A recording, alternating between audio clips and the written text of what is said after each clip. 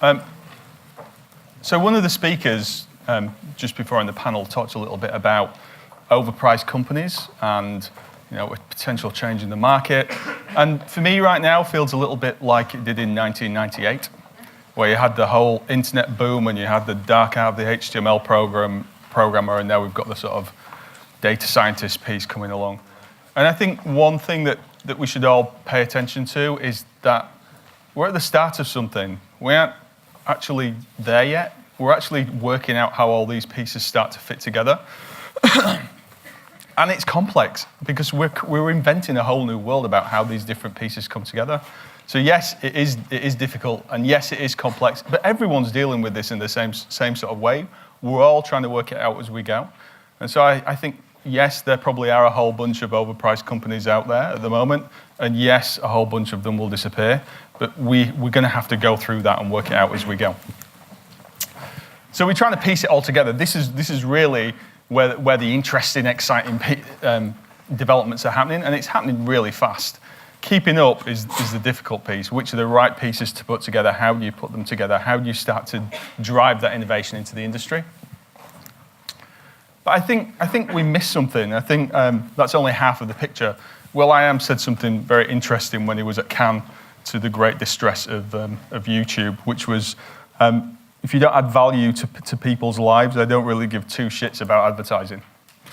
And I think we have to just be careful to pay attention to the fact that what we're doing is ultimately to connect brands to consumers, for them to actually give a shit. It's not just about being clever in how we connect the pieces together. It's actually ultimately trying to drive messages that resonate with people. And you look at what's happened in digital, and there's a lot that we can actually learn from it and where it is right now. So you look at, there's a really interesting report that the IAB did around ad blocking. And what it talks about is the fact that people find advertising invasive, interruptive, irrelevant, and then they're also massively concerned about their data and what we're actually doing with it. And you look at the growth of ad blockers, and again, it's exponential. It's starting to go off the chart in terms of how fast this is growing. 41% year-on-year growth in terms of ad blocking this year.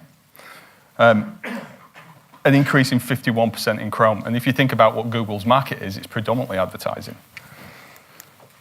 That was $21.8 billion worth of ads that were blocked this year.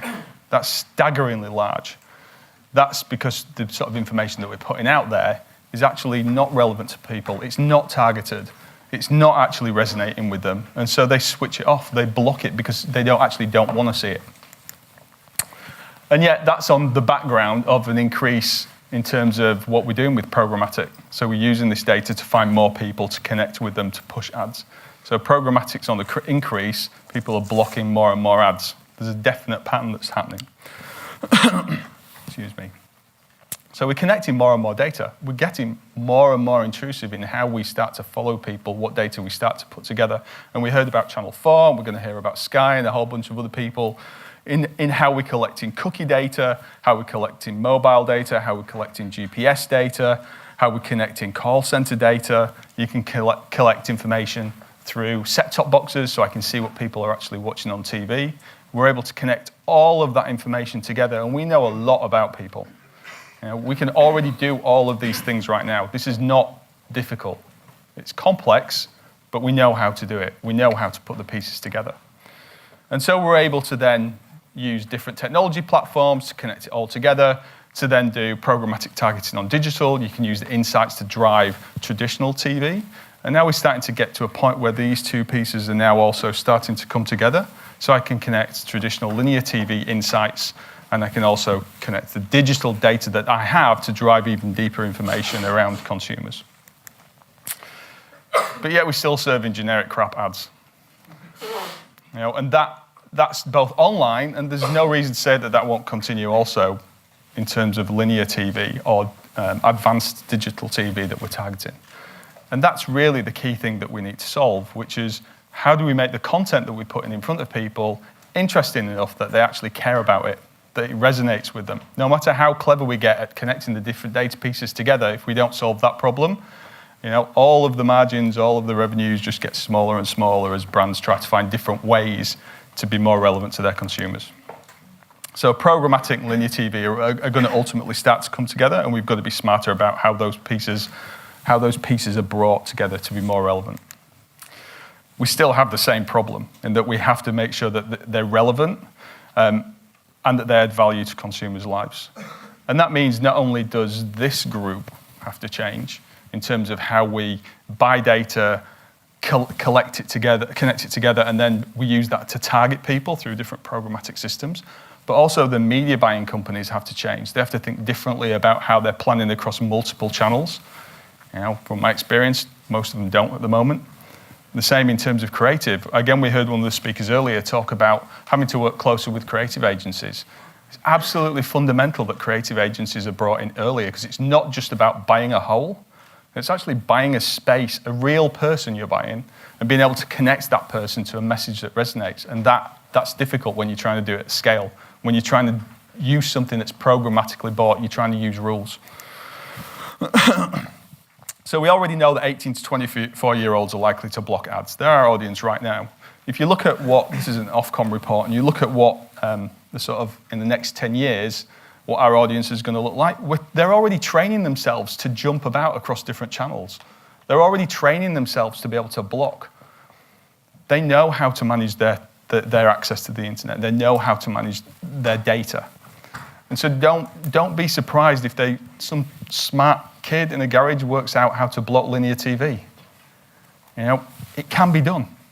The market can be turned upside down very fast. And so everything that's taking place in digital can very easily be applied to linear TV and ever increasing in terms of how that moves towards digital TV.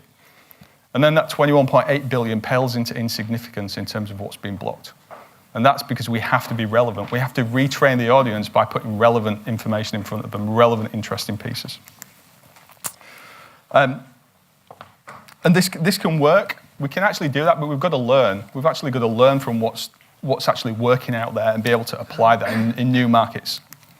So I was one of the judges on the Cannes Data Innovation Awards this year, which was fascinating. I got to look at 600, 700 different pieces of work and how people are starting to use data in a creative way to dynamically create creative that resonates more. So this is part of a case study from Mercedes, where they took keywords and they were able to understand how people were searching and then map that against behaviors and then dynamically change the creative to target them based on what they were interested in, as opposed to a generic ad.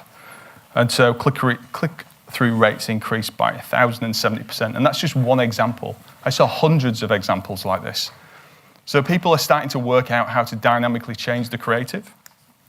Netflix, again, did a really interesting campaign in France. This was done by Ogilvy. Reached 120 million. They programmatically bought outdoor media, but changed the ad based on things like the context of the environment, so whether the sales were on, or whether it was raining, or a whole bunch of different things. But the ads had more relevance based onto the individual and what they were actually doing at the time. Again, massive results in terms of behavior. And then this is something that IPG Mediabrands did, where instead of buying TV across the whole of the United States across the summer for hay fever, they programmatically bought it 5 days before there was a peak in pollen counts. And again, massive increase because now you're able to saturate the market in a very short space of time and be relevant to the symptoms that people are suffering. So we have to understand the data and understand the context in which people are behaving to be able to put the right message in front of them. It's not just about buying eyeballs. It's not just about the space. It's not just about the programmatic and how clever we can be in terms of targeting. The message is fundamental. And we're starting to see this. I mean, I'm hoping to hear from some of the speakers that are coming on next about how they're looking to connect these pieces together and how they're looking to drive contextual target into the actual messaging. Channel 4, again, talked earlier about it. That's absolutely the way that the markets need to move if we're going to be relevant to consumers in the next 10 years. And so Tim Armstrong really sort of sums it up perfectly for me right now, which is everyone should be spending all of their time talking about why consumers feel the need to block ads. And the future disruptor will be some company that figures out how to do advertising differently. That's what the future looks like, not what we've got right now. It's how do we change that model to be more relevant to individuals in the future. If we don't solve that, then I think we'll find ourselves in a very sorry place moving forward. Thanks very much.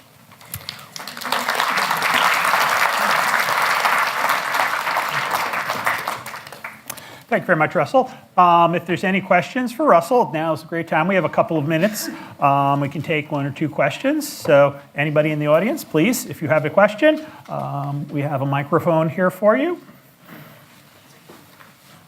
Anybody? Yes, right there in the middle.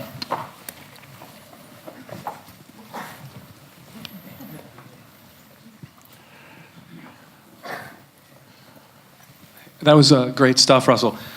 So the question I have is, like, how are you pushing this type of kind of performance and intelligence and targeting capabilities back into the creative shops and the people that are coming up with the concepts and so forth? I mean, are you able to go that far upstream, and kind of how is that working? Absolutely. But you have to, build a good relationship with the creative shop, but you have to get the creatives to also think differently. They have to think about data. And up to now, they don't. You know, creatives typically have a great idea, trust me, it'll work sort of mentality. That has to change. There are certain creatives out there that have a very different mindset, that understand the power of data and the insights. And then they build almost like, again, back to the web, where web pages originally were static. And then we built content management systems to dynamically change the pages based on the people turning up. You know, creatives are starting to learn that. And in certain agencies, the right creatives, you know, the stuff that I saw in Cannes, phenomenal results, phenomenal, but it's a different mindset. I think we have time for 1 more question. If anybody has one out there. It's bought some time. Thanks. Okay. If not, could we give a big hand to Russell? Thank you very much. So our next speaker is going to talk about path to addressability, moving TV forward with audience-based advertising. Please welcome Nick Troiano, CEO and President of Black Arrow. Thank you. Welcome. Wow. Double.